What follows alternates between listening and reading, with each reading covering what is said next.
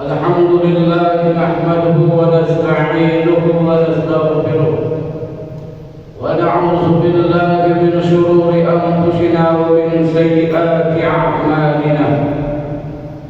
May yahdihillahu fala mudilla lahu wa may yudlilhu fala hadiya lahu.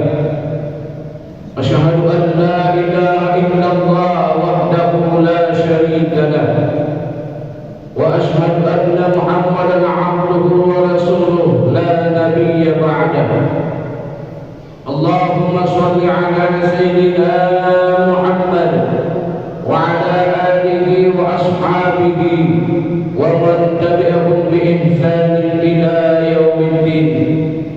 أما بعد فيا عباد الله اتقوا الله حق تقاته ولا تموتن إلا وأنتم مسلمون.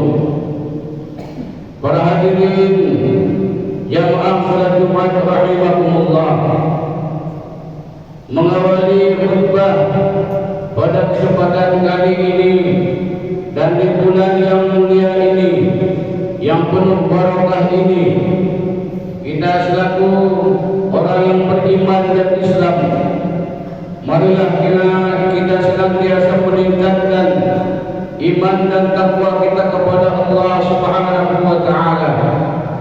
Takwa dalam arti yang sebenar-benarnya, yakni menjalankan segala perintah Allah dan berusaha untuk menjauhi segala larangan-larangan Allah Subhanahu wa taala, sambil kita mengharap dan selalu memohon kepada Allah Subhanahu wa taala, semoga kita semua kelak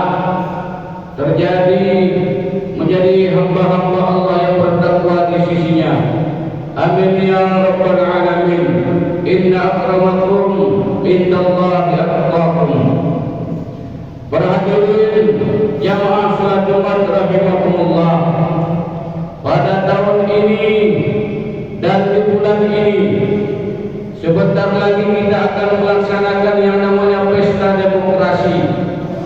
Terhitung dari hari ini tinggal 6 hari, jatuhnya pada hari Rabu tanggal 14 Februari tahun 2024. Kita semua akan berbondong-bondong ke tempat pemilihan suara, yaitu di TPS, untuk menyalurkan suara kita di dalam pemilihan presiden, DPRD, DPR provinsi, DPR RI dan DPD.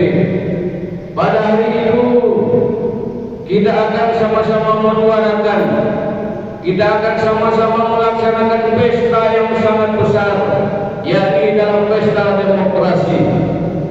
Sebelum itu, pada hari ini kita berada di hari kedua terakhir masa kampanye. Di hari tenang akan jatuh pada tanggal 11, 12, 13. Dan pada hari itu kita harus ingat bersama bahwa ada hal-hal yang perlu kita hindari dan kita jauhkan. Yang pertama adalah terkait tentang money politik atau yang disebut dengan politik uang. Dalam sebuah hasil penelitian disebutkan bahwa politik uang telah menjadi hal yang umum dalam pemilihan umum di Indonesia, baik di tingkat nasional maupun lokal. Secara sederhana, definisi politik uang atau yang sering disebut money politik adalah praktik pemberian uang atau materi lainnya kepada pemilih untuk mempengaruhi pilihannya dalam pemilu. Perlu kita sadari bahwa praktik ini dapat merusak demokrasi karena dapat menghilangkan pilihan bebas pemilih dan mendorong penyalahgunaan kekuasaan. Lebih jauh lagi, praktik ini juga mendorong perilaku korupsi karena adanya biaya politik yang tinggi. Pasalnya, calon peserta pemilu atau pilkada harus mengeluarkan biaya puluhan hingga ratusan miliar memenangkan pemilihan. Biaya ini dapat digunakan untuk membayar tim kampanye, iklan, dan menebak pemilih, untuk meraup suara pemilih, untuk menutupi biaya politik yang tinggi. Calon peserta pemilu atau pilkada yang melakukan politik uang akan cenderung untuk melakukan korupsi setelah terpilihnya. Logika sederhananya, seorang yang menggelontorkan modal di awal yang besar pasti ingin modal kembali. Dengan gaji yang sedikit, maka solusinya adalah dengan korupsi. Korupsi dapat dilakukan dengan cara menyalahgunakan jabatan atau kewenangan untuk mendapatkan keuntungan pribadi.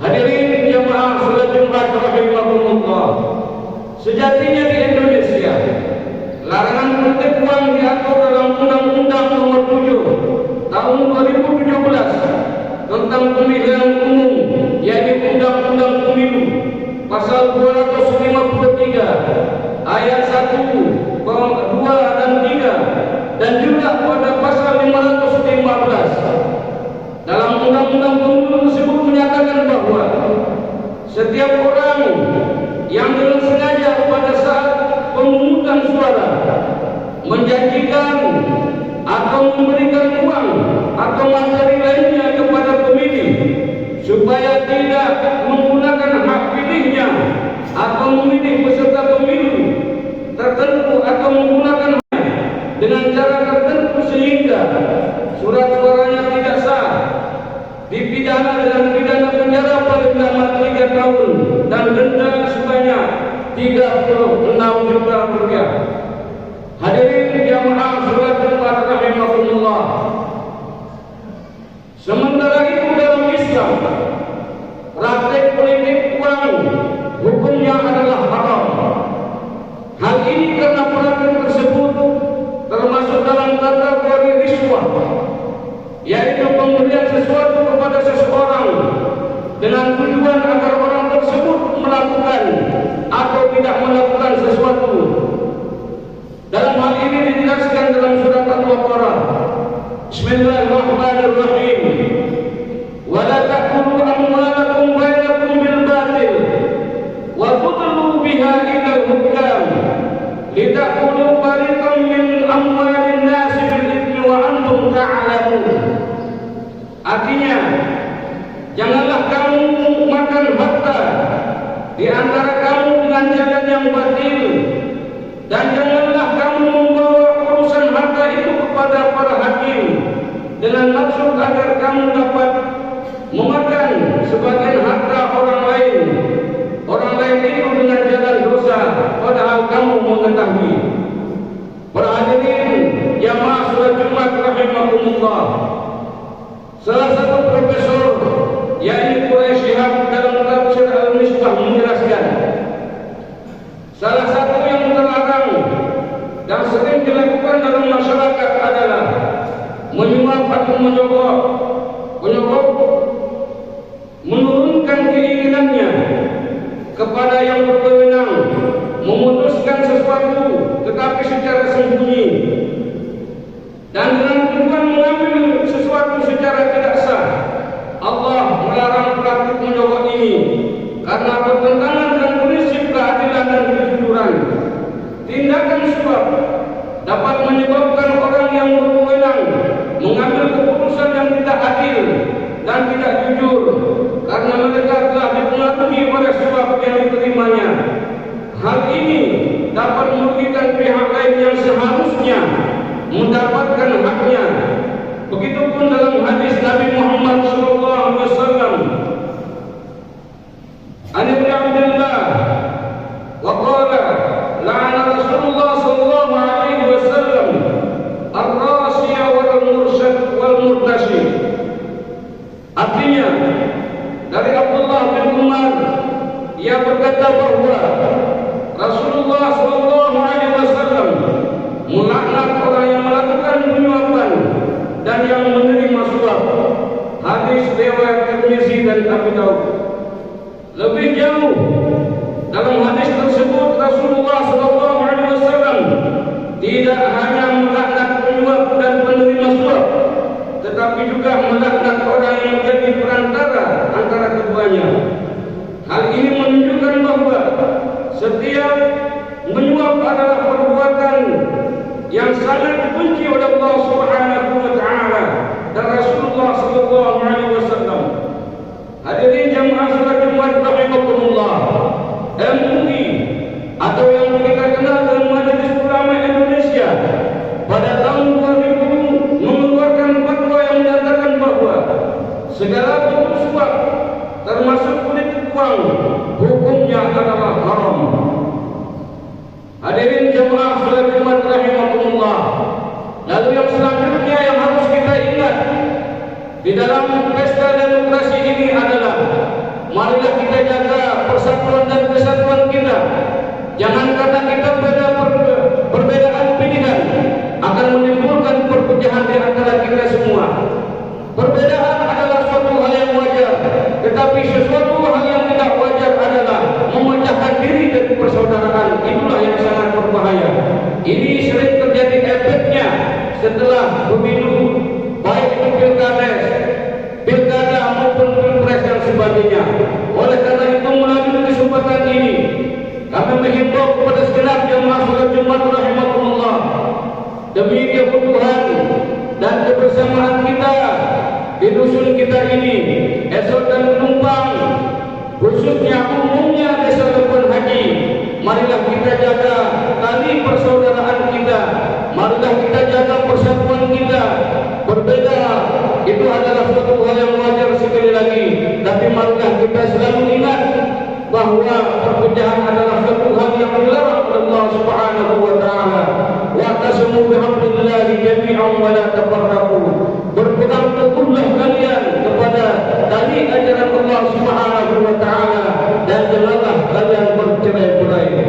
Demikianlah khutbah pada kesempatan ini. Sekali lagi marilah kita memohon kepada Allah Subhanahu wa taala, mudah-mudahan pesta demokrasi yang akan kita laksanakan pada tanggal 14 Februari 2024 ini berjalan sesuai dengan tujuan dan harapan kita, dan mudah-mudahan tidak ada kendala dan halangan, dan mudah-mudahan sukses di dalam pelaksanaan ini. Amin amin ya rabbal alamin. Barakallahu li wa lakum bil Qur'anil azim wa nafa'ni wa iyyakum bima fihi min al-ayati wa dhikril hakim. Aqulu qawli hadza fastaghfiruhu innahu huwal